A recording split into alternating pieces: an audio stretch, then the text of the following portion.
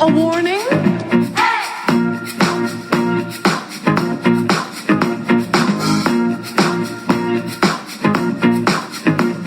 There ain't nothing to worry about. I'm worried that you work in an office, have children, celebrate wedding anniversaries.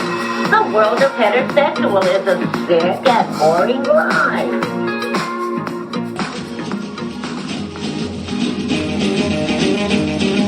I can't believe you made it. We graduated high school.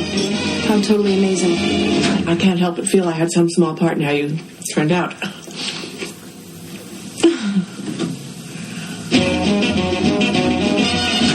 Sometimes I think I might be going crazy from sexual frustration. You just hate every single guy on the face of the earth. That's not true. I just hate all these extroverted, pseudo-bohemian losers. You guys up for some reggae tonight? Do you have any other old records besides these? Seymour does. Who does? Oh, him. He's the man with the records. What are we in slow motion here? Come on, what are you, hypnotized? Have some more kids, why don't you? I'm allowed to place one student from your graduating class for a full one-year scholarship, and I took the liberty of submitting your name. This could be a really great thing for you. Would I have to take classes and stuff? Well, I'm just not the kind of guy who has a type. Every guy has a type. What about her? Whoa. Would you go out with her? As long as she's breathing.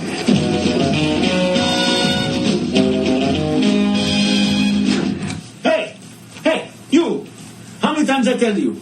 No chef, no service. Get the hell out of my store. What do you think this is, Club Med? It's America, dude. Learn the rules.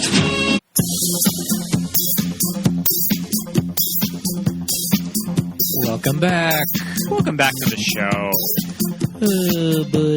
I'm excited to talk about this movie. I am, too. This is a really fun one. It's a good one. Well, listeners out there, my name's Pete. And I'm Scott. And these are the movies that made us gay. Yay.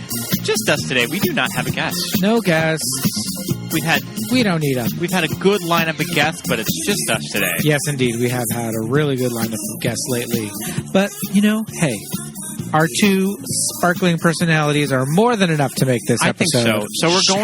So we're going into our October lineup. So yes. I guess that we did a movie with something spooky in the title.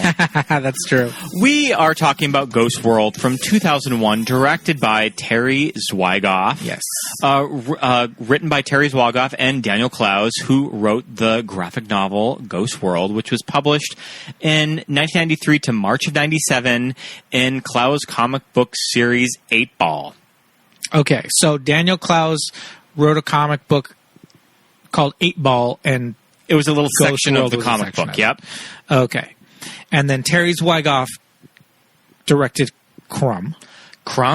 I meant to watch Crumb before we were recording, and I did not get to it. Ah, well. It's been a movie that has been on my list for well over 10 years, and I just haven't gotten to it yet. It's one of those. I've heard nothing but great things about it, though. Yeah, of course. And it kind of sets the tone for kind of his career, directing anything that's not a documentary, sure. I think. But yeah, Ghost World. Nominated for the Academy Award for Best Adapted Screenplay. Do you know what it lost to, Pete? No.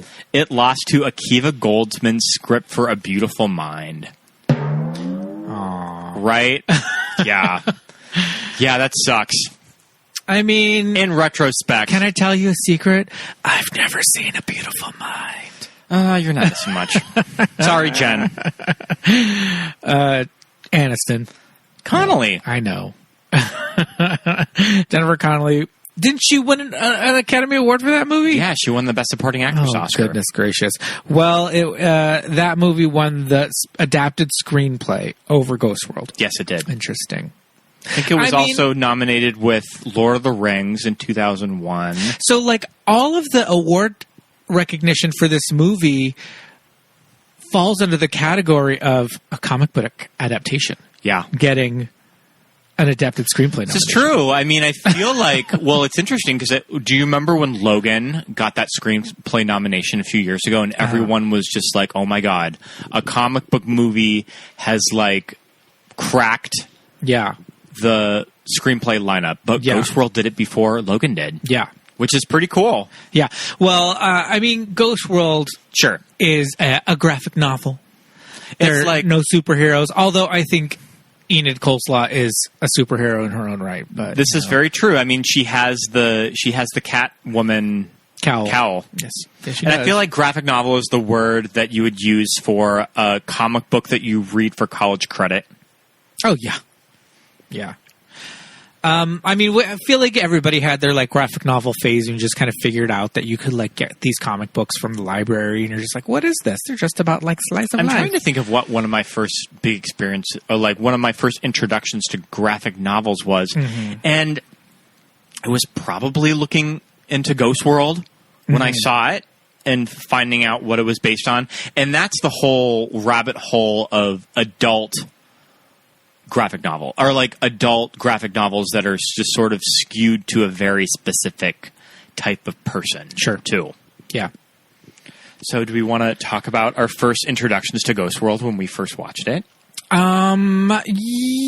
Why don't you go first? So I remember getting Teen Movie Line when I was around 16 years old. Okay. And Movie Line was a kind of a magazine like Premiere Magazine that would just kind of a monthly movie magazine. And I remember they did in their summer issue for 2001. And I remember I was taking a trip to California at the time. So I was kind of scoping out all of the movies that I could watch on the plane ride to California. And I remember there was a little write-up on Ghost World. And it was the image of Thora Birch in the Catwoman mask. Sure. And just thinking, this movie looks so cool. And I was a big fan of Thora Birch from American Beauty. And I think that I just wanted to kind of watch something cool. Yeah. And I just knew immediately this was a really under the radar movie that just had a coolness about it. Yeah. And I remember when I came to California to visit my uncle, I really wanted to go to it, but the only theater that I think was playing it was the Sunset 5. I think it would have had to have been the Sunset 5, and that would have tracked. Yeah, that sounds about right. This time it probably would have opened at the Sunset 5. Yeah. And just sort of logistics of kind of traveling. Getting your ass to Hollywood. Getting our ass to Hollywood in that specific area of Hollywood. We didn't see it. But always a movie on my radar. Yeah. And that was probably, I think that it debuted at the Seattle International Film Festival. I don't know if it was shown at Sundance, but it might have been. But yeah, it was just kind of a movie that I remember right when it came out. So I was onto this movie pretty early. Okay. What about you? Well, when did you actually see it? Oh, well, I mean, I didn't see it until I rented it from my local video store. Which was? The movie store. No, well, when was this that you rented the next day? This would have came out probably around late 2001, maybe early 2002, probably around like November or so. And did it live up to your expectations? Of course. I think that it kind of surpassed my expectations. I don't know what I was really in for when watching it. Yeah. But I loved it. It just was a movie that it was about teenage characters or characters that were just out of high school. And I had never seen anything like it before. Yeah. That I had never seen these type of girls in a movie before. And this was kind of the late 90s of like the big teen boom. And none of those movies remotely look like this at all, too. Yeah. So what about you, Pete? I have a vague memory of it coming out, and a close friend of mine really wanted to see it, and he, fancied himself a movie person, and he was like all about it. Never got around to seeing it in the theater, and I always thought that it was probably going to be a little too dry, and the characters seemed a little mean to me. I wasn't sure how funny it was going to be. So I knew it was this like indie cool movie, but I thought that there was going to be something like irredeemable about it, that it was just going to be super dark, or that like somebody was going to like murder someone or somebody or something. I just wasn't sure where it was going to go. Yeah. Because I know from these like crazy comic book world that is this, specific alternative adult graphic novel situation. I just was like, I don't know. These characters are either going to be too off-putting to the point where I'm not going to like anybody in it. I thought it was going to go in that kind of like American Splendor kind of direction. Sure. Or it was going to go... Yeah, I don't know. I just wasn't sure. So I just kind of avoided it for a while. And then I remember when I did see it, I was just like, oh, okay. These characters are assholes, but they're funny. At least. At least they're funny. And, yeah, it's a very specific movie. Enid, the main character, it's like, I've been in that girl's bedroom before. Definitely. I know somebody who has exactly that aesthetic. And these were the type of girls that I would have hung out with in high school. Yeah. Like, I would have hung out with the Enid and Rebecca types of my high school. I would have sat next to them in art class. We would have talked to each other. So, yeah, I feel like I knew these girls. Yeah. I think the casting is really good. I feel like I was not super familiar with Scarlett Johansson at the time. I was. You're a big Horse Whisperer fan? I mean, the Horse Whisperer shot in Montana, so I feel like I went to the Horse Whisperer and I remember seeing her in it. And I remember just sort of recognizing her from child actor roles and stuff like Home Alone 3 and Life with Mikey. The best so Home Alone. I just kind of knew who she was. I don't know why. Sure. But the Horse Whisperer was a big one because that's shot in my home state. Okay. And it was a big deal because Okay. it was a Robert Redford movie shooting at a Bozeman. Sure. I mean, they were both teenagers when they shot this? I think Scarlett was probably under 18 when they shot it. And Yeah. maybe Thora was just shy over 18. Yeah. She would have just been coming off of American Beauty. And American Beauty, I mean, that's kind of a whole nother podcast. There's things about American Beauty that definitely do not age that well in 2020. Yeah. Thora's performance is not one of them. No, she's great in it. She is the best. She's one of the best parts of that movie next Yeah. to, like, obviously Annette Bening. Yeah. And I think that she's incredible in this movie. Yeah, she is. I can't picture anybody else Well, you know in this role. who was almost. She was cast was Christina Ricci. Yeah. So I remember watching the Criterion, and Thora has a funny story where she was kind of pursuing Terry for this movie. Mm-hmm. I think that she read, maybe for Rebecca, she wanted to read for Enid, but they're just like, you know, I just don't really see you as the Enid type. That's and so weird. We're going to be going with Christina Ricci. Yeah. And she talks about how she ran into Christina Ricci's agent in Los Angeles, and she just happened to mention, like, Ghost World. Like, so what's happening with Ghost World? And her agent was just like, you know, Christina's not going to do it. She feels like she's done this type of movie before, and Christina had just come off of The Opposite of Sex and Buffalo 66, so she's going to pass on it. Yeah. So Thora was just like, okay. Cha-ching. So when she met up with Terry again, she dyed her hair Okay. to look like Enid. Yeah. Black. And that's kind of when it clicked for the casting of the role. Yeah. And I wouldn't have it any other way. No, she looks the part. She looks like the drawings of Enid. If you didn't know any better, you'd think the adaptation. You would have thought it was a comic adaptation of the movie because they fit the characters so well. And almost kind of when you look at Christina Ricci, it makes sense in the moment, but it just would have been way too on the nose. It's a little easy, and I feel like she would have done well with the role.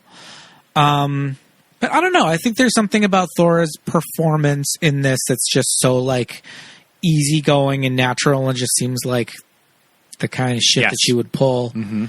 And yeah, I don't know. I know that girl. I've hung out with that girl. I've talked shit with this girl. Yeah.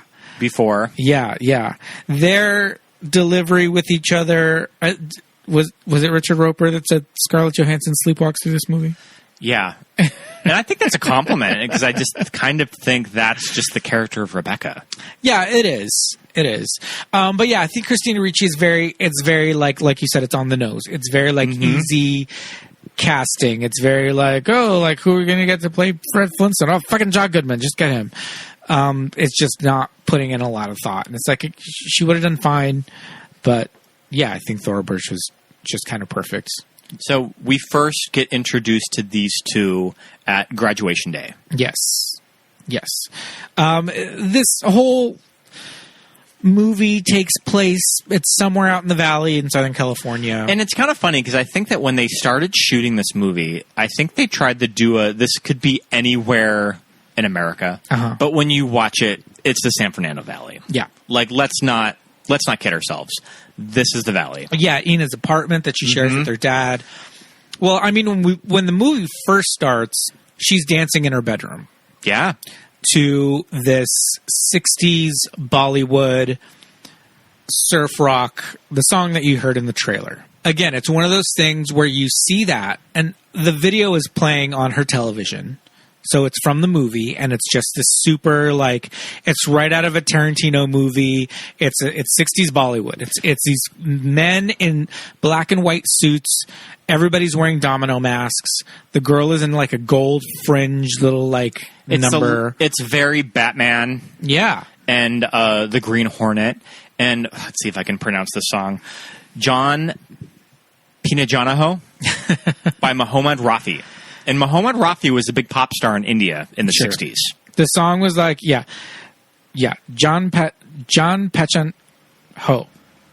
Pehchan Ho. Who knows? We're saying it wrong. We don't speak that language, Hindi. But yeah, it's just this. It's a surf rock inspired song with horns, and there's dancing people all over the place. And the dancing is very all that jazz guy, Fosse.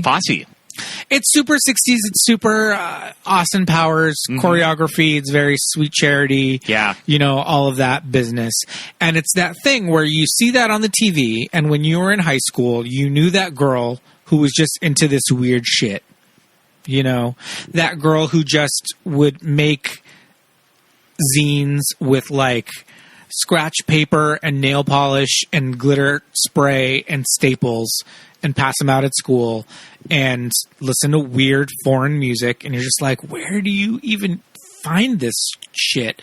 And Enid's bedroom has a huge, like, framed HR Puffin Stuff poster. She has some HR Puffin Stuff little toys around too. There's, mannequin wig heads everywhere. I love her movable art painting. She has the waterfall painting that moves, all this crazy stuff in a room. And again, it's that thing where it's like, this kid. And I feel like, of course, this type of girl had existed before the movie because the comic was written in the 90s, but there's something about Thora's portrayal and performance that just kind of personified it, and that was the girl that everyone modeled their look after this movie. That's a chicken and egg thing. Yeah. I was in high school 5 years before this movie, and I knew definitely tons of girls who had that haircut and glasses and Doc Martens and miniskirt and t-shirt. And then they all had the lunchbox for a purse, and they were always with the band. It's very Janine Garofalo in Reality Bites. Reality Bites. So it's this character. So we get to see Enid, this girl Enid. And you kind of get that she relates to all of these other cultures more than what a normal teenage girl should be into. Like, she's not listening to, she's not dancing around her bedroom listening to, like, Backstreet Boys or NSYNC or Britney Spears. Yeah. Yeah. And, on the one hand, it's like, I can sit here and say, like, oh, I so relate to, like, Enid. And I did. There was a lot of weird shit that I was into and am into now. But on the other hand, there is a lot of mainstream popular culture that I am very invested in. So, you take the good with the bad. But it does cut to their high school graduation. Enid and her best friend Rebecca are nonplussed. This girl doing this speech that she's in, like, headgear, like she just got in a car accident. And she's just kind of throwing out every single cliche that you hear in a graduation speech. Yes. She stops short of giving us the Webster's Dictionary definition of matriculate or something. And then it goes into that she's thankful that just her and her friend were the only people harmed from this car accident, and she doesn't have to rely on drinking and drugs to have fun. And Thora says a line that always makes me laugh. I loved her so much better when she was an alcoholic and a drug addict. She gets in one stupid car crash and suddenly she's Little Miss Perfect. So this is just kind of the type of observation that Enid gives her peers. Yes. And yeah, she just doesn't have time for anybody. They get out of graduation and they immediately take off their cap and just stomp on it and flip off the school. Yeah, this is where we find out that Enid did not earn enough credits to graduate high school and has to take a summer school I love class. that they find that out when they open up their diploma, and it made me think of when I graduated college and I opened up my diploma, it was the wrong year. So it was just a prop graduation thing that they gave you. Not at this high school. And it's interesting that she failed art. I think that she probably just didn't like the teacher and she just didn't go. Yeah. Mm-hmm. Like, Enid's not a dumb kid. She could probably do the work. She just probably didn't do the work. She just probably never went to class, and when she did, she just didn't do any homework. She didn't turn anything in. And so you just failed. Yeah. So they had this plan, Enid and Rebecca, that they were going to not go to college. They've got other plans. And the other plans are get a job and get an apartment, I guess. It's really all we ever hear. Live the adult dream when you're 18 years old. It's interesting because I feel like at that point in time, it kind of makes me feel like maybe the comic had been written quite a few years earlier. Because even when I was in high school, all of our teachers were just like, it wasn't like, are you going to college? It was like, where are you going? What you know, it was not. And it's like that now. It's not like, what are you going to do after high school? It's, what college are you going to? So for them to just say, we're not going, it's kind of like, oh, okay. What's your plan then? I mean, this is how punk rock these two are. Yeah. Is they're saying, like, fuck the system and going to college. Yeah. We're just going to start life on our own. True. And I don't get that Rebecca, the Scarlett Johansson character, is particularly punk rock. She's just kind of like, can't be bothered with the system. Mm-hmm. She's just like, whatever, I don't care. And they're not stoners. Not that we see. No. You know what I mean? It's just a disinterest. I don't know. It's very interesting. Yeah. That they just are like... They're not quite buying what society is selling them of what they should be doing. Yeah. But again, it just makes me question, like, what are you going to do? You're going to just, like, work in a coffee shop your whole life and, like, live in an apartment? But in the universe of this movie, I guess that's a possibility. Yeah. Because I have a lot to say about what does eventually happen with Rebecca later on. That always kind of bugged me. But, yeah, so Enid's kind of like, I mean, she's embarrassed that she didn't even graduate high school. Because one of the big things that is happening with all of their peers, you know, at this graduation party and everything, that people are just like, wow, can you believe it? What we've done? And they're just like, yeah, dude. Wow, this is so bad, it's almost good. This is so bad it's gone past good and back to bad again. At least we'll never have to see any of these creepy faces ever again. Unless they're in your summer school class. Shut up! Don't turn around. What? Don't turn around. Oh my god. You guys, I can't believe we made it. Yeah. We graduated high school. Oh, totally amazing. So, what are you guys doing this summer? Nothing? Well, I'm going to this actress workshop, and I'm hoping to start audition soon. Oh, we have to get together this summer. Yeah. That'll definitely happen. Oh, well, bye, you guys. Congratulations. What I also really like about this scene, and you mentioned that you just thought these two characters would just be too mean, which they kind of are when they're shit-talking all their classmates, but there's a scene where Enid looks across the room and she sees this guy that we'll never see so-and-so again. Mm-hmm. And Rebecca's just like, good, I don't care. And then Enid's just like, no, that's actually totally depressing. Just because these outcasts that they're familiar with from high school once they graduate, they're just going to be gone. Yeah. So you kind of get that Enid does have this reflection about her, that she does kind of have empathy for other people. Yeah. And she does kind of think about the world as a whole and is very thoughtful about it. Yeah. And I like that the movie doesn't quite hit you over the head with it. You just get these small moments with her. Yes. For the most part, what they're annoyed at is they're annoyed at how just kind of basic everybody can be. Yes. And I mean, both you and I can relate to that whenever we go out to bars. I feel like when we're at bars, particularly when there's a lot of straight people, we will be the Enid and Rebecca just sitting in the corner shit-talking everyone. Yeah. And just the idea of like, well, what are you going to do this summer? And it's like, well, why do we have to do something? Yeah. Well, I'm going to take this actor's work. It's like, just these, of course you are. These bullshit questions that you always get asked when you graduate high school. Of course you're going to take an actor's workshop and then you're going to start doing auditions. It's like, whatever, shut up. Like, we're just going to hang out. Like, school's over. We graduated.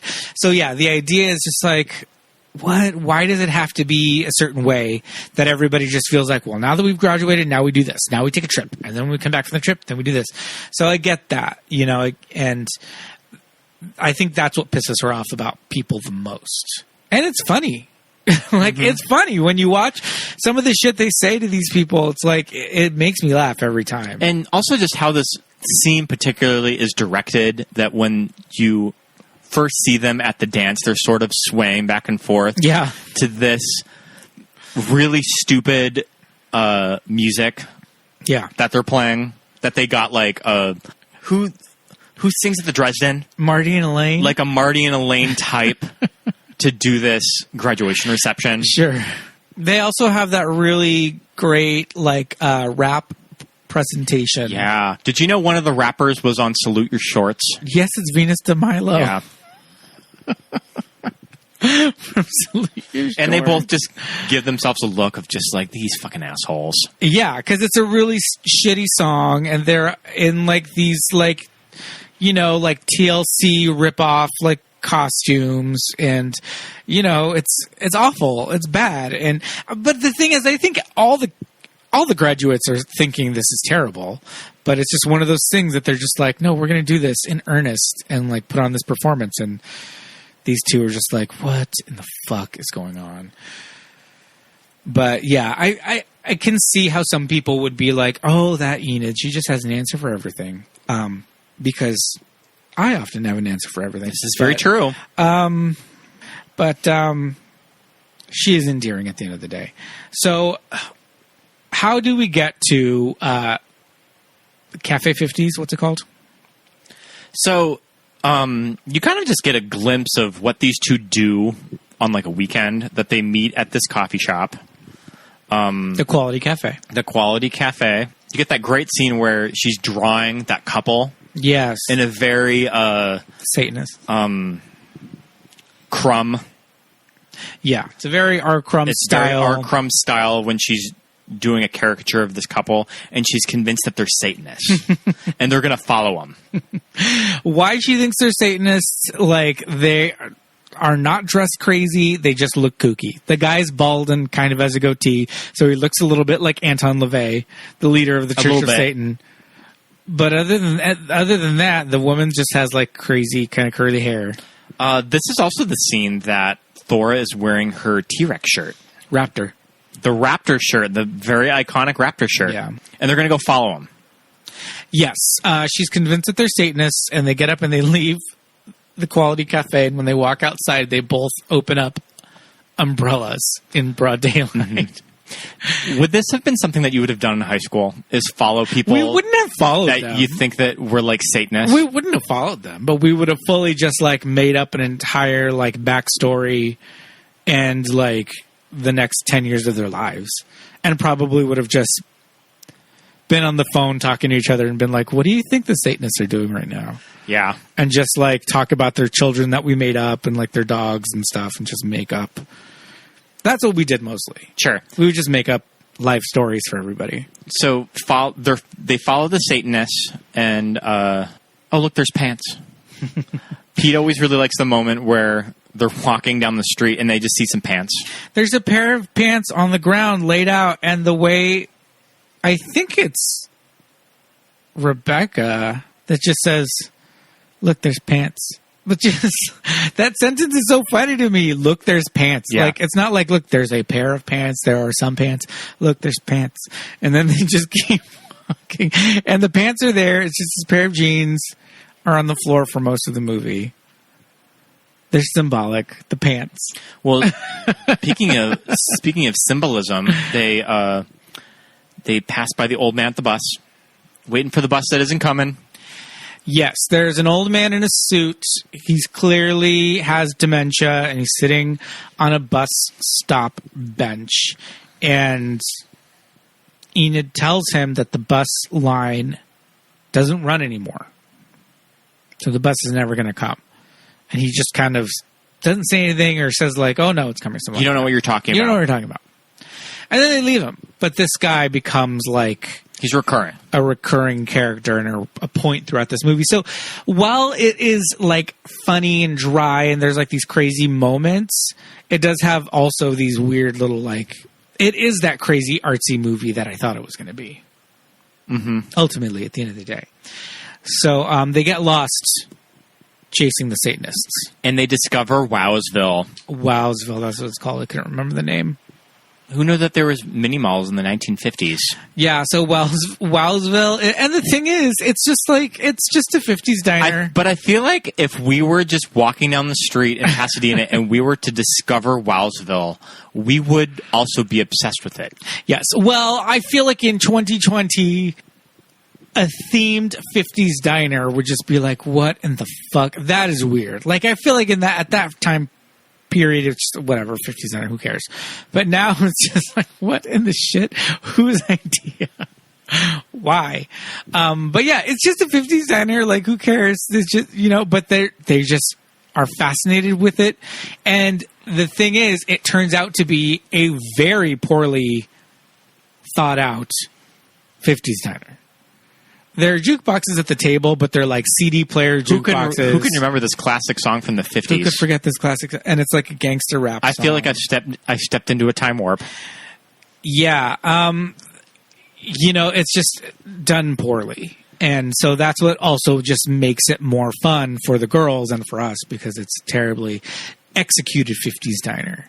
And that's why they're so just like obsessed with it. But it's also kind of what makes Ghost World in particular so great as a teen movie, because it's not like you're going to be seeing shit like this in a movie like Can't Hardly Wait or Clueless. Like, characters would never comment on something like that in a movie. No.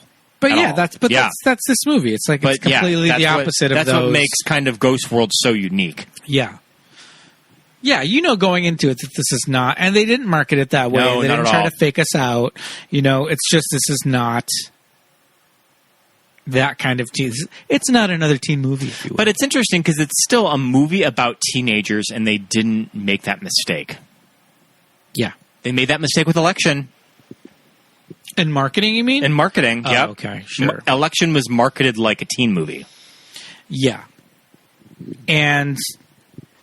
Yeah. Election is definitely the kind of movie that is too dark for me. I'm just like, I don't like this character. I know I'm not supposed to like her, but I really don't. And I don't like this movie because of it.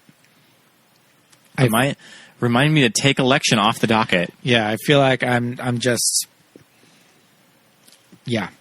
So we get introduced to Weird Al. Weird Al is in this movie? Can we call you Weird Al? Their server's name is Al. And he has curly hair. So they ask if they can call him Weird Al. Ultimately, they play a prank through personal ads. Yes. I also loved looking through the personal ads. I used to love looking up the personal ads on Craigslist, on Misconnection, because I always just kind of thought I might show up in them. Did you ever do the same? I mean, I would read them, but not looking for myself. But I just kind of thought, like, maybe my future husband is trying to contact me. I mean, I just read them because they were amazing. Mm-hmm. And always weird. Yeah, totally weird. This is the early days of Craigslist. It was the Wild West. And this was like whatever the hell this you was wanted. like print personal ads too. Oh, in this movie, yes. Mm-hmm. Yeah. Enid and Rebecca are looking through a newspaper and come across the actual personal ads, right? When Enid calls the phone number in the ad, it's her delivery is kind of amazing. It's his machine.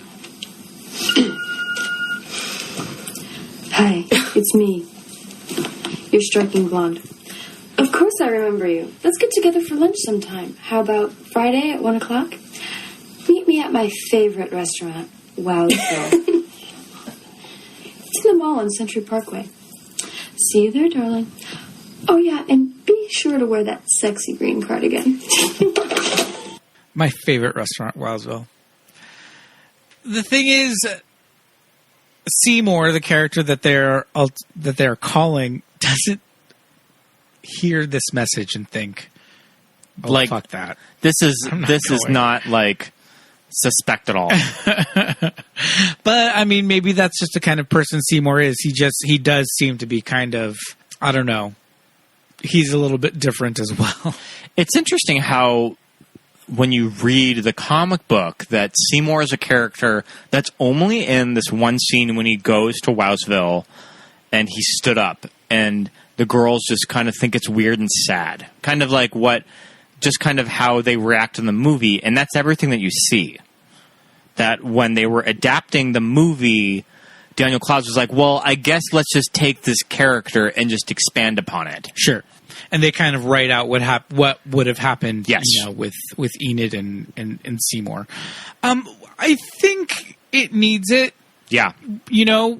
Reading Ghost World is one thing, and it's just like their adventures. But in a movie like this, you need this kind of an arc. You need something else. And I remember reading that Clowes, kind of when he was learning to adapt the screenplay, he initially just put the whole comic into final draft because he just kind of thought maybe that's just how you adapt something like this. Mm-hmm. And then he kind of had to rethink all of it. He wrote something completely new. And then he just ended up doing stuff that was new, stuff that was in the comic, and just blending it together. Yeah. And I also think that they did change the story a little bit as they were filming, too. That they were just sort of writing the direction of where it was going to go as they were making it. Sure. Too. Interesting. Well... Especially in the last half. Sure. Well, the man from the personal ad shows up in his green cardigan that he was wearing and that she requested him to wear. It's Steve Buscemi. They get a ride from Josh, played by Brad Renfro. We haven't even talked about Brad Renfro. Mm-hmm. And Josh is from the comic. R.I.P. Brad Renfro. We should talk a little bit about this character. This sad, like, so 20-year-old or 19-year-old. I take it that maybe Josh, like, graduated, like, 2 years before Enid and Rebecca. He's not at the graduation. We don't see him anywhere until we see them torturing him at his job. At the Sidewinder. They just walk into this convenience store that he works in and give him hell every day. And the convenience store has like crazy characters. The guy who just is a customer and is constantly shirtless. That guy is ripped. That guy is so shredded. Mm-hmm. His body is insane. Yeah. You may remember him from Scary Movie. He plays Doofy. He plays Deputy Doofy. Yeah. In Scary Movie. He's also in Bubble Boy. It's America, dude. Learn the rules. Some of his delivery is really funny, too, when he talks about Greece. You also invented homos. Some of his delivery is really great. But he just plays this gross, like, dirtbag with a mullet that hangs out in the convenience store parking lot. And Enid says, this guy rules. Yeah. I mean, these are just sort of the misfit people that Enid loves. This guy rules. Mm-hmm. Yeah, Enid just loves people who are fringe, just... Go to the beat to their own drum. Don't fit into society. And, you know, I can appreciate that. And that's kind of what she sees in Seymour when she gets to know with them. Yes. When she gets to know him. Yes, because Seymour is a fucking weirdo. He's a very specific person, just like Enid is. So it stands to reason that they would get along with each other. But Josh works at the convenience store. He's just their friend that they bother. And I'm assuming he has a car, too, because I think he drives them around. Yeah. Because otherwise, why do they need him? They're just on foot. Yeah. They're like trailing Satanists on foot. Yeah. So they need Josh to drive them around. I was trying to think of if there was anybody from high school that we would just go and hassle at their job. That's a very, like, teenage small town thing to do. Like, so-and-so's working at the Dairy Queen. Let's go and, like, hassle him. But when you went to go hassle so-and-so at the Dairy Queen, would they just hook you up with a bag full of food? Because that's how it was for us. Yeah. For us, it was if we were driving or if we were anywhere in, East LA, SUV, and we walked into a fast food establishment that someone from our high school worked in, whether we knew them or not, and I have a specific instance that we walked into this McDonald's and David Chavez was working behind the counter, took our order. David Chavez, biggest shithead in the school. This guy would give everybody trouble, picked fights nonstop. None of us cared for him. I feel like a couple of us got into fights with him. We walk in McDonald's, he's there, takes our order. We get our order, and our fucking burgers had like 10 meats each. And there was like... He hooked you up. 10 bags of fries. Like, he gave us so much food. And we were like, you better work, David Chavez.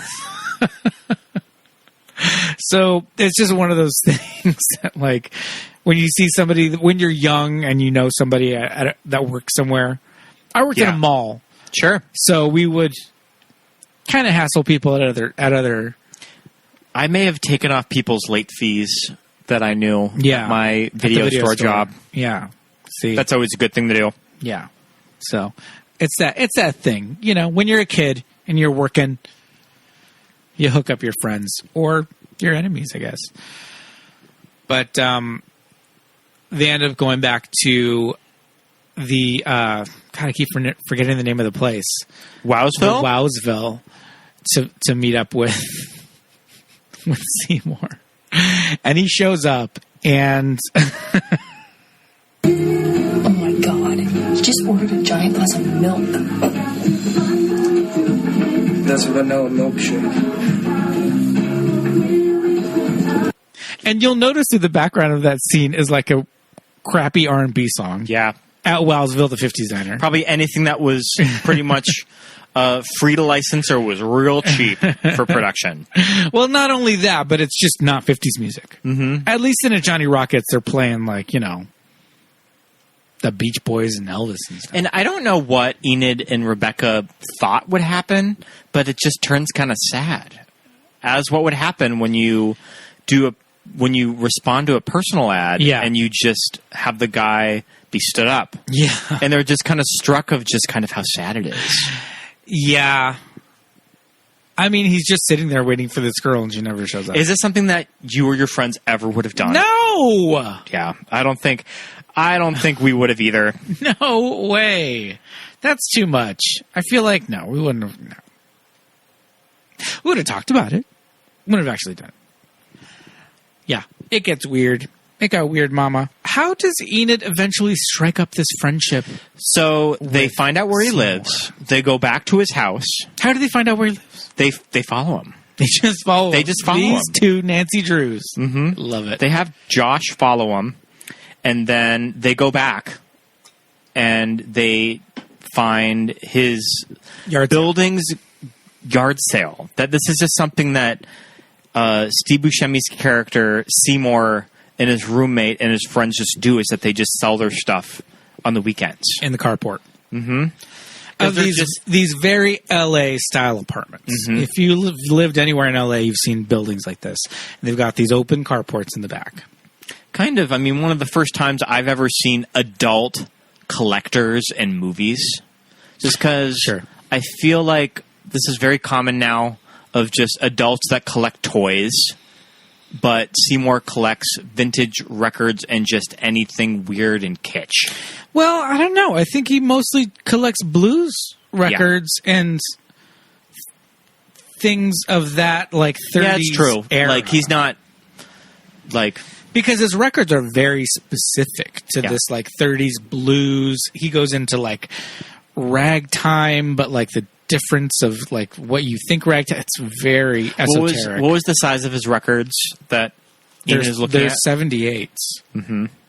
Which... You have to be really into old records for 78s. I mean, if you just buy a normal record player, they play 33 and a half and, 45. But, like, they don't usually play that speed. Older record players played that speed, but a lot of new record players don't. Our record player doesn't play 78s. Mm-hmm. So, yeah, it's a specific speed. It's, like, very specific type of music. And Enid's just like, oh, do you have, like, any... Well, she asks about the Indian rock music. Rock music, yeah. And he's like, no. But does she buy something right then? She does. Yeah, she buys the record. Because he gave her the Devil Got My Woman record. Which actually is a really good record when she does play it. But yeah, they just kind of see like, okay, this is his gig. He's kind of a weirdo. And Enid's very fascinated with him, too. Why do you think that is? Because like you said, he's very a specific type of person. He's not just an average basic dude. He's not just like some old guy. She says to Rebecca, when Rebecca asks him, like, what's the fucking deal with Seymour? Mm-hmm. And she says, I don't know. I kind of like him. He's the exact opposite of everything I really hate. In a way, he's such a clueless dork. He's almost kind of cool. Yeah. And yeah, the thing is, when we do see his record collection and his bedroom and the memorabilia that he does have, it is very cool. It is very reminiscent of Enid's style and like specific choices of, tchotchkes and things like that. But he is a weirdo. And he's Steve Buscemi and she's Thora Birch, so they are minimum 15 years age difference. And she... Probably closer to 20. And she wants to hook him up with a girlfriend because she says, I don't know, like, I just feel like if an interesting person like you can't find someone that you'd like, is there any hope for someone like me? Yeah. I think it's the idea of when she's trying to hook him up. Sure. Meanwhile, their overall master plan was to move in together. Yes. Rebecca and Enid. And she always talks about looking at apartments. Yes, and Rebecca is very focused on this. She's like, let's look at these apartments. Have you found a job yet? And Enid's just kind of like, she's not very into it. She's not very invested in finding this apartment. She really doesn't want to find a job. Yeah. Enid's not the kind of person that could hold a job or would be interested in doing anything that wasn't something that she specifically had a hand in, I think. I think Enid would only really thrive at a job where she was able to, like, I don't know, create something or be a part of it. I don't think she can function in a minimum wage kind of a situation. Mm-hmm. But Rebecca gets a job at a coffee shop. Yeah. Clearly it's just a Starbucks. Yeah. Or like a Pete's. Green Apron. And I don't know, Enid, I think, kind of takes it as just like, what? Like, you actually did it? Well, at first, when they're looking for apartments, she dyes her hair green. Yes. Well, Rebecca specifically says, we have to go look at an apartment tomorrow, so don't dress too crazy because, we got to meet these people and we have to make a good impression. And she shows up. So when Rebecca goes to meet her, like a punk rocker, she has green hair. And this also is kind of a character note that Enid is someone that has different phases or looks. Yes, she has like different things that she's obsessed with, or is like different looks that she's trying on herself. And you take it that this weekend it's the punk rock look. Yeah. We get a little bit of that later on in the movie when Enid's having her yard sale, trying to make some money. But yeah, she's that kind of girl that she's not a poser, but she just isn't really tied down to one specific look. And I think to me that's okay. Yeah, I'm not just like, oh well, you can't just be punk today. I'm like, whatever, she can dress however the fuck she wants, because in her like average everyday look. It's not like when she's not doing that, she's just wearing like jelly shoes and like crop tops. No, she's still being Enid and wearing t-shirts from the little boy section and like mini skirts. Enid has one specific type of look, and then she's just sort of branches out from there. Yeah. On specific days. Yeah. So kind of an interesting movie, or like an interesting note on this movie of when it was made. Because this is like early 2001. So the internet was a thing, but it wasn't all that sophisticated. Yeah. Like when Enid wants to find a Bollywood or like rock and roll Indian music, she has to go track it down from these shithead guys in this comic book store. Yeah. And she has to pay them for it. And you get a tape too. Yeah. So it very much harkens back to that time before the internet, before there was YouTube, that Enid had to go hunt all of this stuff down. Yeah. And these are the type of and she's got a guy who guys does bootlegs for her. Would get these tapes for her. Yeah. They're gross guys. Yeah. I mean, that's how you did it. Yeah. For the longest time, before eBay or whatever, you just had a hookup, and it was mostly comic book shops. Yeah. Where guys would kind of trade this kind of stuff. Bootleg tapes, concerts, and the type of thing that you don't really see anymore just because of the internet. Yeah. I mean, now there's YouTube, now there's eBay, now whatever, Star Wars Holiday Special or Poland Halloween Special. It was just sort of before the internet became so sophisticated that you could track all this stuff down. Yeah. But I mean, even before YouTube in like 2005. Yeah. It's just like, I want to find a video. Shit.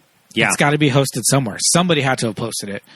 And then someone invented YouTube. And that was very smart. I love her reaction of when they go into that comic book store to pay the guy, and they're calling out her look. Who are you trying to be, Cyndi Lauper?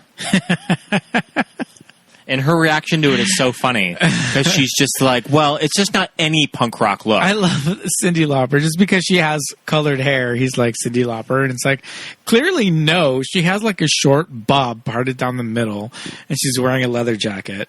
Hey, do you have my money?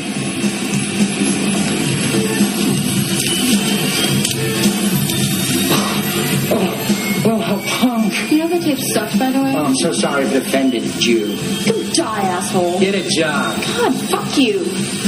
We going out? It's not like I'm some modern punk dickhead. It's obviously a 1977 original punk rock look. I guess Johnny Fuckface over there is too stupid to realize it. I didn't really get it either.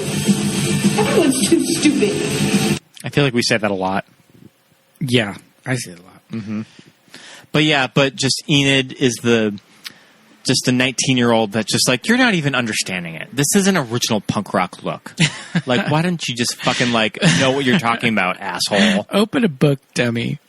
But to say it's an original 1977 punk rock look, even that is a little pretentious, though. On Enid's part, it's like, all right, calm down. It's just a punk look. But yeah.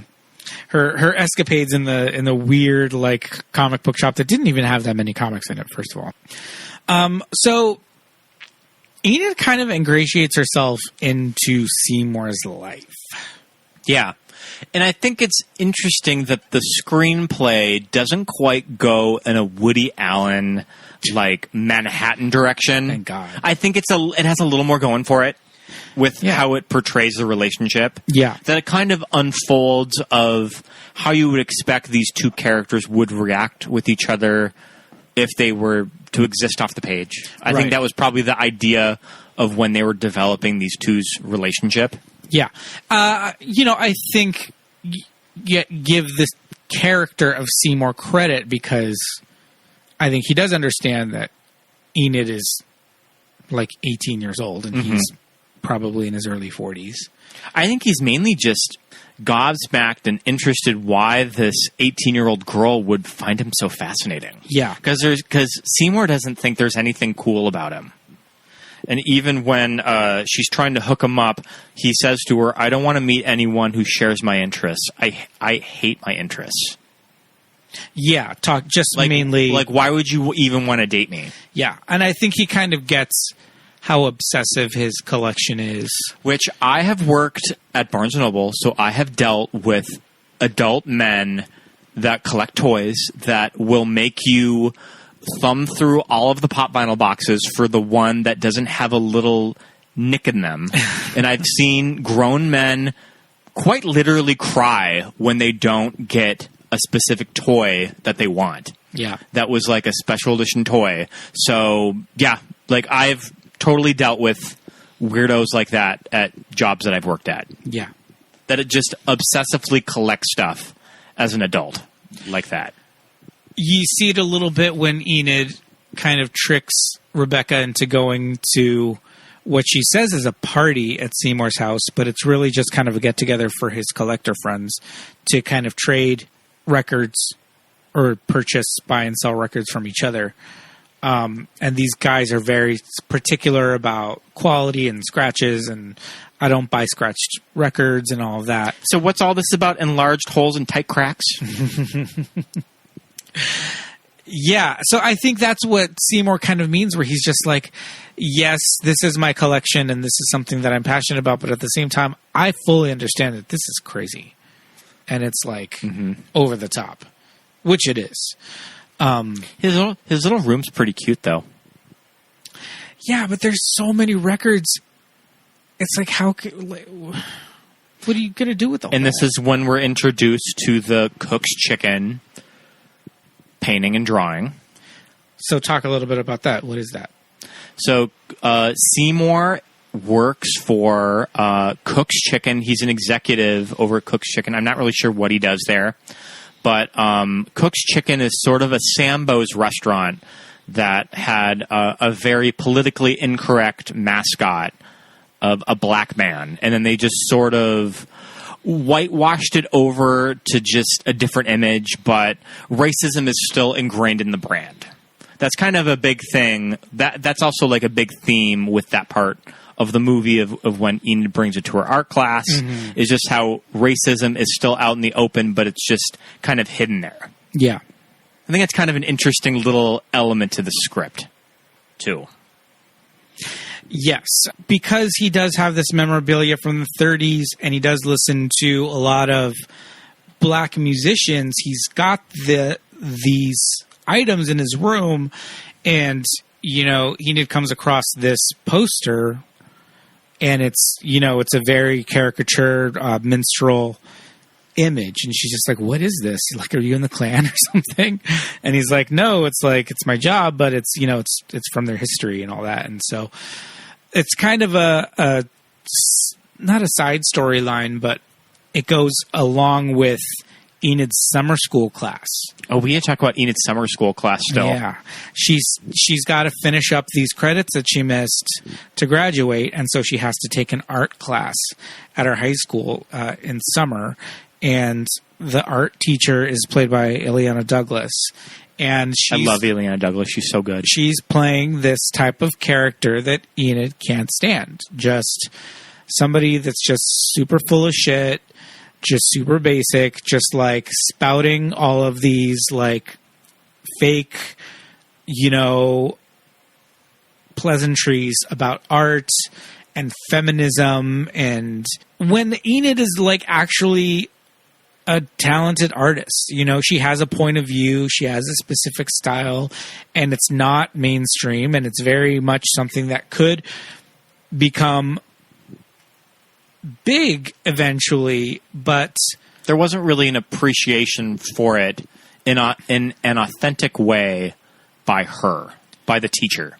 Yeah. There's some really good stuff with Ileana Douglas. Mm-hmm. Should we go ahead and play it now? Yeah. Okay. Mirror. Mirror. Father. Mirror.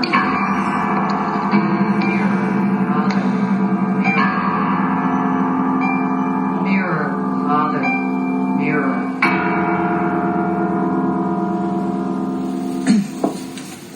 That piece is entitled Mirror, Father, mirror. I like to show it to people that I'm meeting for the first time because I think it says so much about who I am and what it feels like to inhabit my specific skin. And this is exactly what I'm hoping to get from each of you over the course of this summer. A picture of your own self-exploration. Now, my own background is in video and performance art, but I'm hoping that doesn't influence you too much, and you'll find your own ways of externalizing the internal. Externalizing the internal. And just forcing her students to watch this stupid short movie. Yeah. That just sort of, this woman is just kind of, she didn't quite become like the Andy Warhol of her time. So she just she just sort of forces this pretentious art onto her students as her introduction. Yeah. This little art class movie, art house movie that she plays, it very much plays like a fake art house movie inside of another movie, which is exactly what it is. But also it works really all well. of these art scenes, Terry Zwigoff later did Art School Confidential, which is pretty much all of these scenes done as a feature movie. Yeah. If you've ever seen Art School Confidential. Which I have not, and I feel like that one kind of fell victim to incorrect marketing. Sure. Wouldn't you say? I think so. I didn't end up seeing it, but I remember seeing the trailers, and it looked like it was this wacky college, it's like a wacky college movie, but set in art school. But then when I read the reviews, I was like, oh, this is not that at all. I mean, has everyone had a tampon in a teacup moment of something that they just don't get? This character in the class with her, I feel I have gone to college with this one. This girl is just serving up this teacher everything that she wants to hear. She is just taking every bit of information that the teacher is giving her and just vomiting it back in a way that the teacher can be like, yes, exactly. This is what I'm talking about. Mm-hmm. With found object art and repressed femininity in the form of a tampon sitting in a teacup. And Enid just sits there and rolls her eyes at Meanwhile, all of it. Enid has done this portrait of Don Knotts that I would fully have framed in my living room. It's his machine. Oh, our cat just straight up ran across the iPad. But I think I would also have the Don Knotts portrait framed in the living room, and I would not be mad at kids cheering for that. And it's one of those things that when Ileana Douglas asks her, what does this picture mean to you? Yeah. And she's just like, I don't know. I just like Don Knotts. And there's something, and there's kind of beauty in that she's just sort of not really getting. And the thing is, it's a good portrait. Yeah. It's an illustration. It looks to be like a I don't know if it's a watercolor, but it's painting, but it's an illustrative style. It's well done, and I would have it as my home screen wallpaper on my phone. Yeah, if I can find it. But yeah, the teacher's just like, she just kind of shakes her head. She's like, all right, whatever with this fucking Don Knotts. Enid turns in a journal. Yeah. As an assignment. And you know that probably Enid just didn't do the assignment, so she's just like, well, I'm just going to turn in my journal. Yeah, here, take this. Here, take this. And what does she call them? She calls them little drawings or something. Yeah. Little cartoons. Very dismissive. Mm-hmm. Very dismissive of Enid's work. And that's why she's just like, fuck this class, fuck this teacher. But it's interesting of how the character is played by Ileana, that she's not completely clueless, that she still sees potential in Enid, because she does offer the scholarship. So she does see something in her. Yeah. Even though she doesn't quite get across kind of how she's taking it for granted in class. I mean, the whole scholarship situation comes after Enid brings in this portrait from Cook's Chicken as a found object art piece you're right. The teacher does see the significance of, the hidden racism that used to be overt racism, and she kind of gets that. But at that point, it's a little bit too late. Mm-hmm. Because when she does have an exhibit for the class, Enid's just like, she doesn't even care to show up. First of all, she's going to go super duper late, but then when she finally does get around to talking to Seymour, she's just like, no, forget it. We'll just skip it. She just on the one hand, I watch it and I'm just like, God, she's such an asshole. She doesn't even go to her like exhibit for like her work. This is like an art thing. Something she's actually interested in. But the entire summer, this woman has just been like shitting on all of her stuff. So I do get that too. I would like to talk about the scene where two scenes. One leads to the other, is where she has Seymour take her into the adult bookstore. Yes. Does this bring up any memories of you when you would first go into adult bookstores, porn stores with your friends, and you just thought it was so hilarious? I mean, we weren't like laughing hysterically at the top of our lungs and calling everyone freaks and perverts. We had a little bit more discretion than that. But I do remember going into, adult bookstores, a romantic sex shop.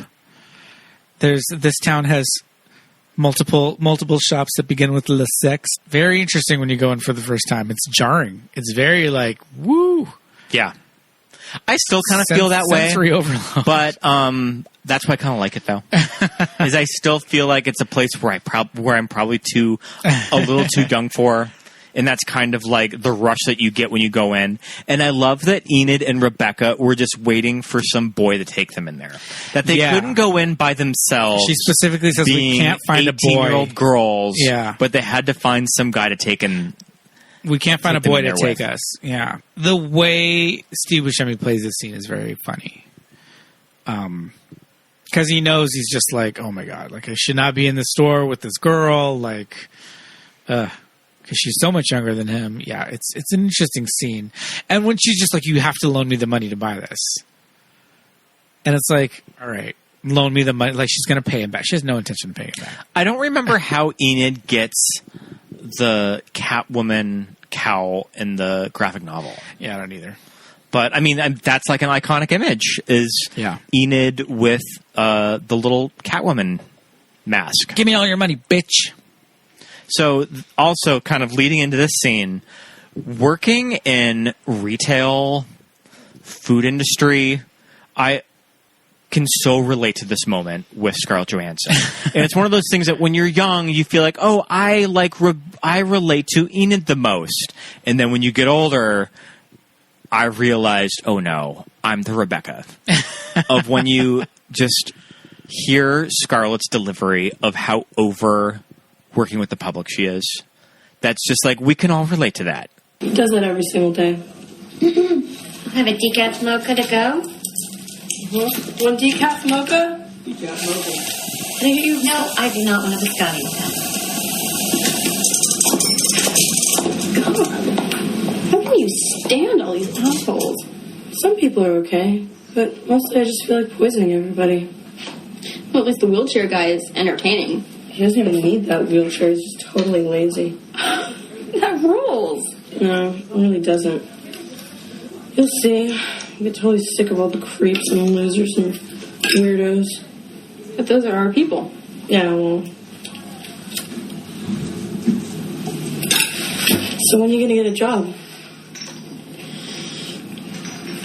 I'm working on it. Got a few leads.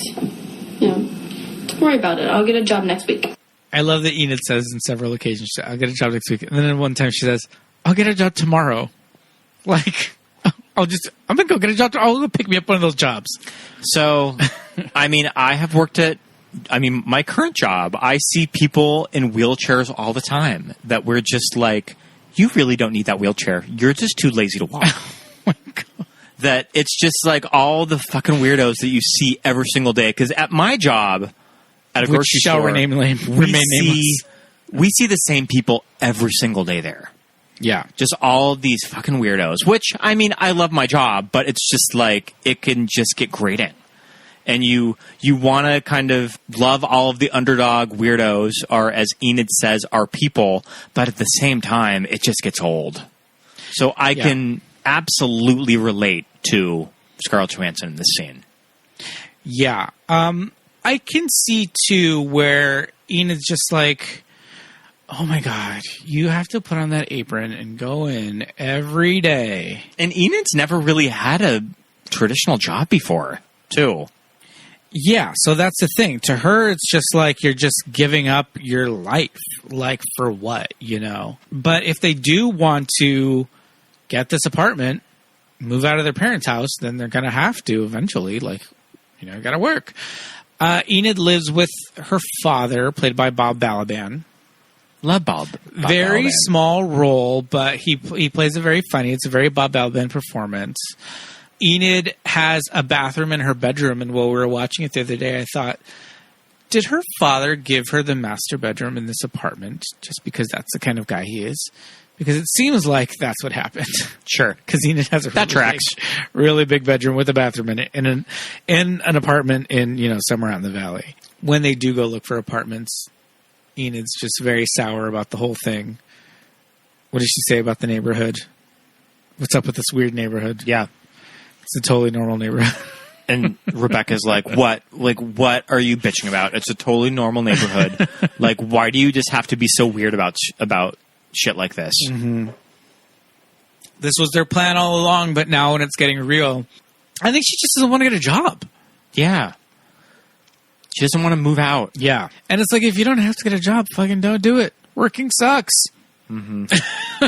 I mean, working every day blows. Taken from someone, and I'm glad that my parents did this. When I turned 18 and I went to college, it was just like, all right, pack up the car, you're going to college.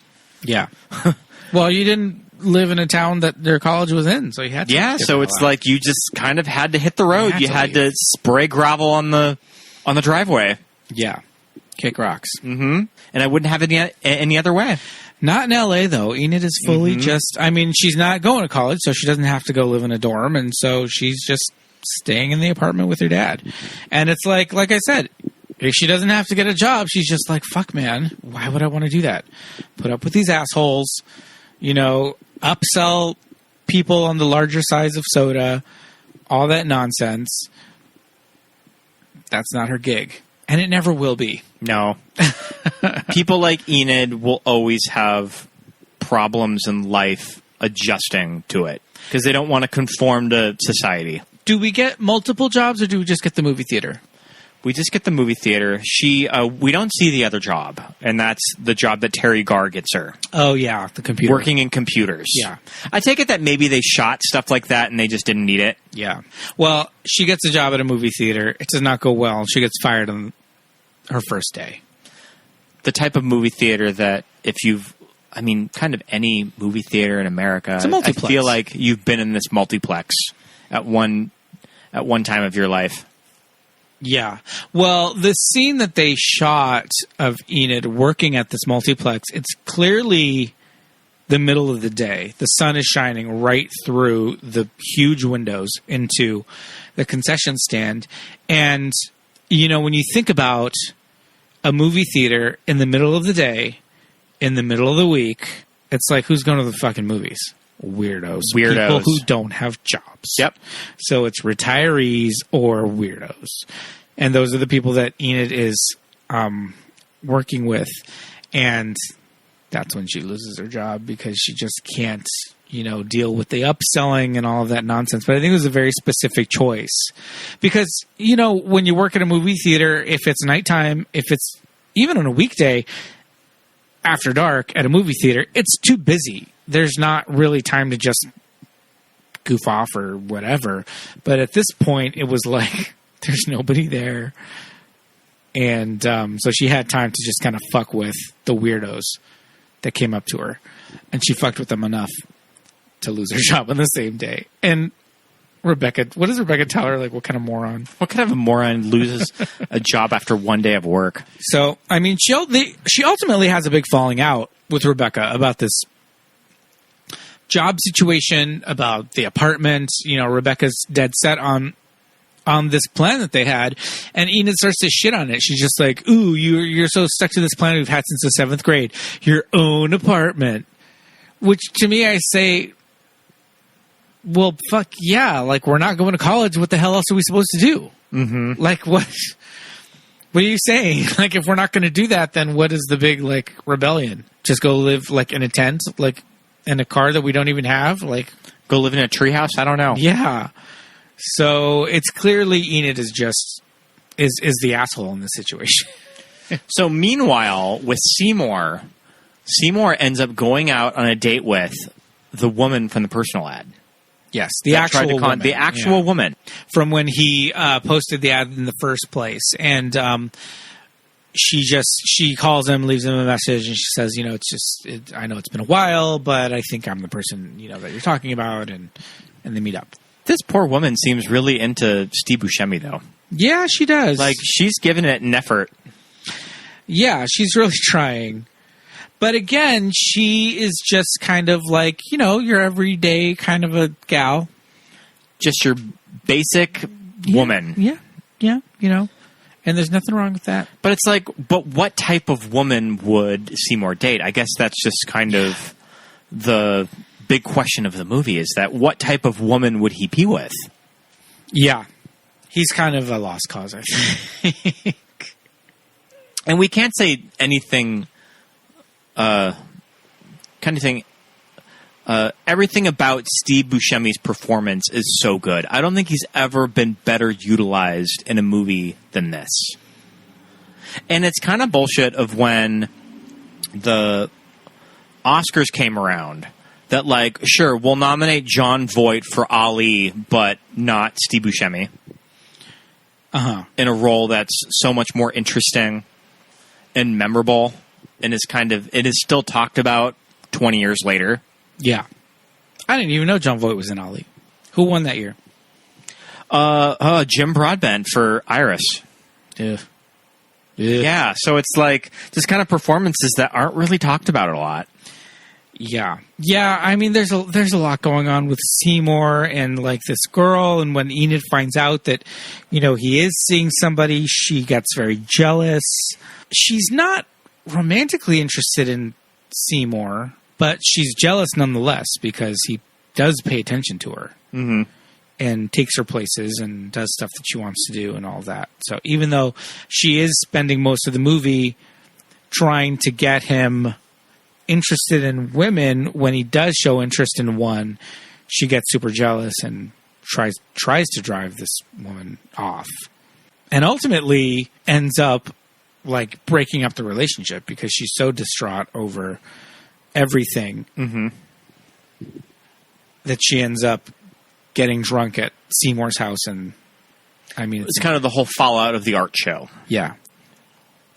That Enid is really seeing the consequences of her not taking responsibility of going to the art show, of not taking, kind of not being a little more forward and honest with Rebecca too. So she shows up at Seymour's house. Mm-hmm.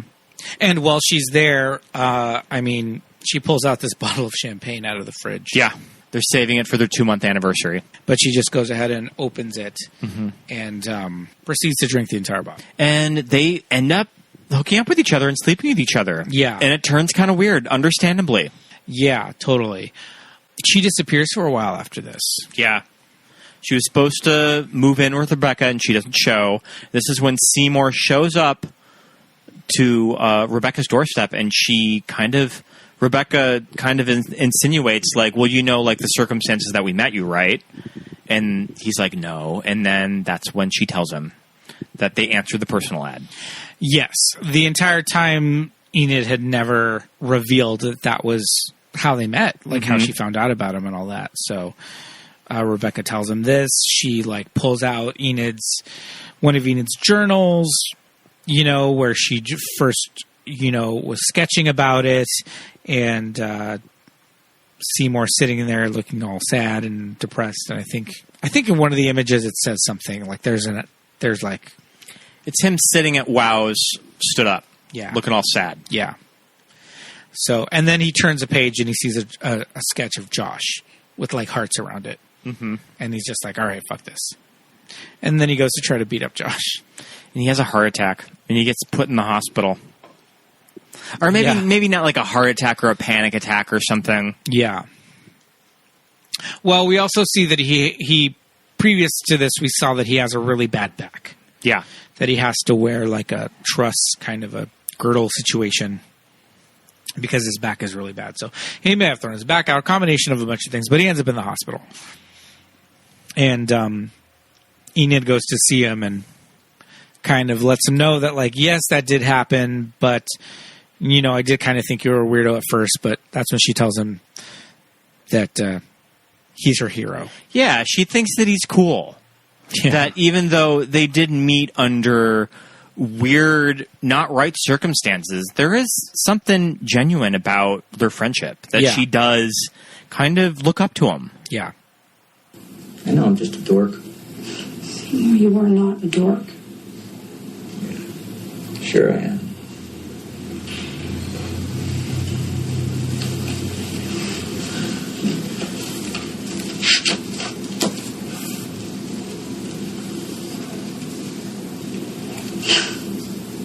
You're such a stupid idiot. Did you even look through the rest of the book? See?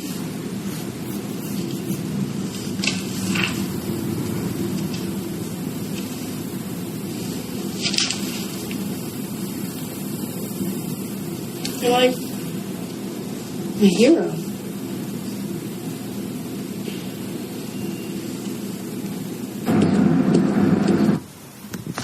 So, after this, I mean, Seymour breaks up with the other woman. Mm-hmm. But he broke up with her after he hooked up with Enid, thinking that he was going to start something with her. Yes. Which is unfortunate. Yeah. But I feel like it never would have worked out between these two people anyways. Yeah, I agree. That wasn't going to go anywhere. But, and this last, like, 10 minutes of the movie, or I mean, maybe even like 5 minutes, so that she seems to be in an okay place with Rebecca, because she meets Rebecca outside of the hospital, and they seem like, well, I guess it just didn't work out. We're still friends, so there's always that. Yeah.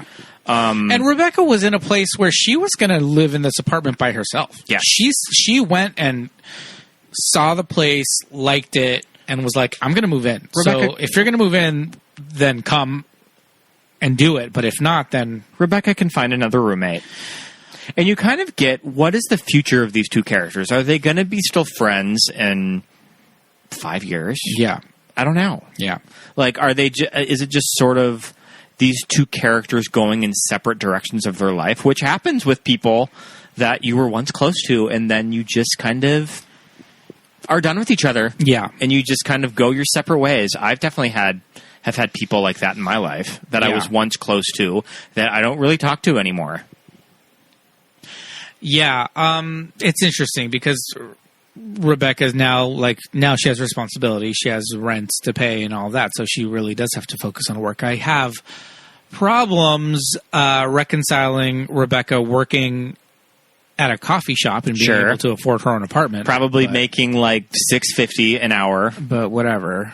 We just have to accept that for the purposes of this movie. But yeah, that's the thing. And it's like, you know, when she was sitting outside of the hospital with Enid talking to her, she had her apron in her purse. You could see her work apron in there.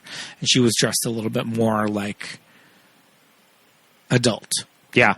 You know, and Enid was just kind of dressed like Enid. So what do you make of the ending of this movie? Because it ends on... I don't know. Is because it ends in the bus with... She sees the old man that they walk past finally get on the bus. The bus showed up. The bus showed up. So Enid gets all dressed up. She packs a suitcase. She waits at the bus stop. And she gets on the bus and it goes across those downtown bridges. Mm-hmm. What bridges are those? That was the 6th Street, which is no longer there. Yeah, so it goes across the 6th Street. So there's been a lot of speculation with fans that this ending is a metaphor for suicide. And Daniel has said, yeah, it could be. It's hard to figure out why people have that response. The first time I heard it, I said, what? You're out of your mind. What are you talking about? But I've heard that hundreds of times. So even like the writer of the movie, when he's heard it's a metaphor for suicide, just really didn't get it. And that was my first response when I heard that from a coworker of mine at the video store when I worked at.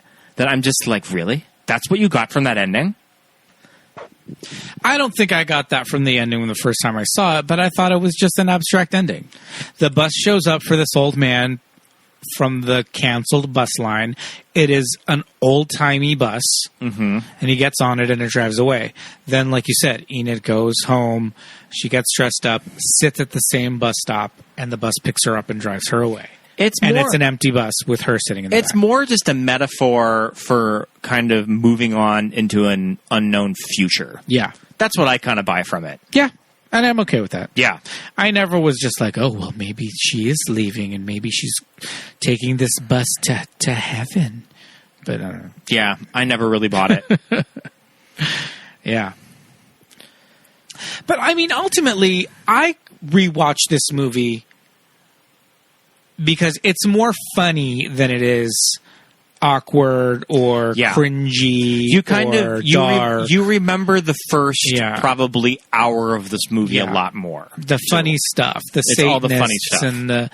and the Wowsville and Weird Al and all of that. And their deliveries, their chemistry is so great. The supporting characters are funny. It kind of just reminds you of when you were young and just felt like an outsider. That Enid and Rebecca just really spoke to you. Yeah, like that part of your life where you were like, you're pretty much an adult, but you're still not really part of like functioning society because you still don't, maybe you did have a job, but it's just like, just for your own money to have. Yeah. So you just were observing the world around you, not really like a big part of it. And you're constantly asked, what are you going to do with your life? Yeah. From your peers and all these grown-ups around you, and you just don't really know how to respond to it. Yeah. Too. I still kind of feel like that. I don't know what I'm going to do with my life. Yeah, true. And just kind of relating it to the kind of LGBT and gay experience that gay people always feel like outsiders. Yeah. Like Enid and Rebecca. And it speaks to us. Yeah, for sure. And knowing, and just this type, like I said, this type of girl. You know this girl. You may have been this girl. You may have been best friends with her. But yeah, definitely that kind of fringe experience is just, if you know it and you remember it and you're a part of it, is very much something that was formative for you. And I definitely, like I said, I've known her but I've also been her. And Enid Coleslaw. What a name. Her name is Enid Coleslaw. Enid Coleslaw is an anagram of Daniel Clowes. Sure. Yep. Which I love. Yeah.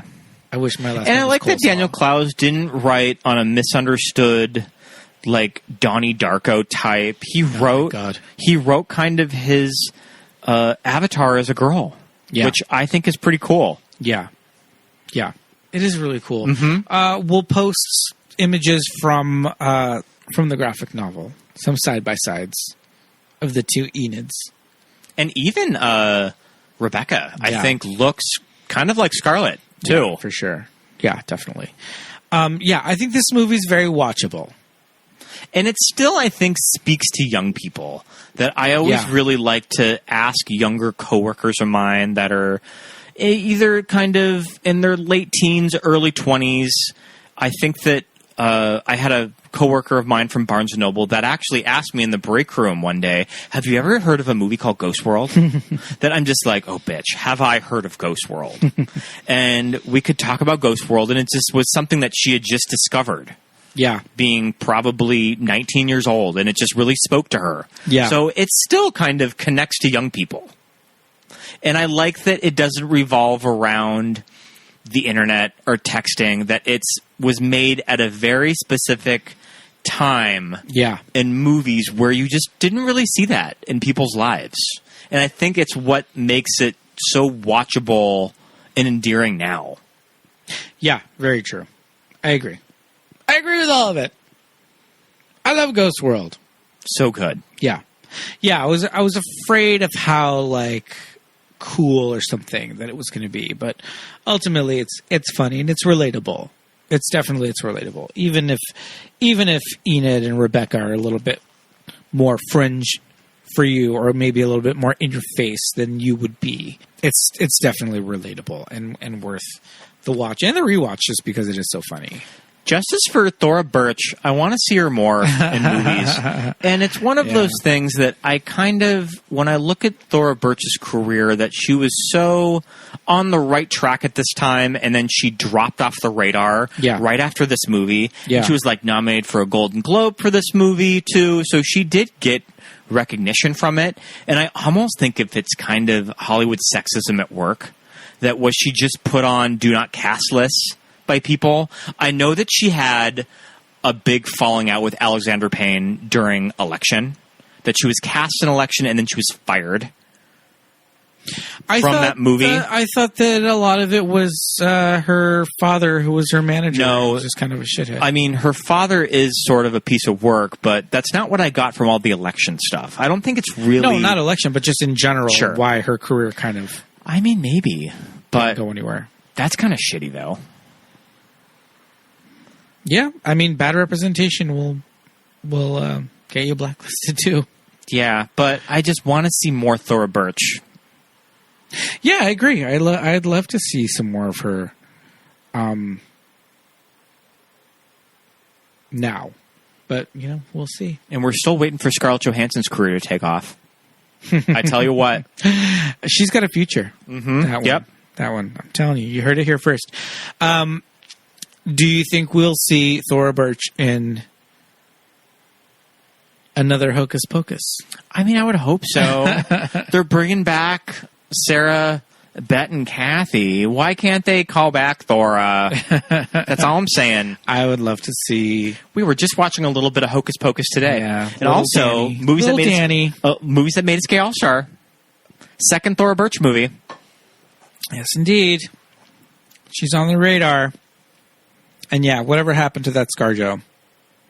Yeah. Maybe one day she'll get lucky. What do you have to say? When's she finally going to get those Oscar nominations? Don't hold your breath.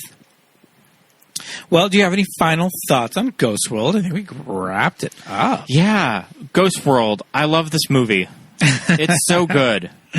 It is. It's very good. What can we say?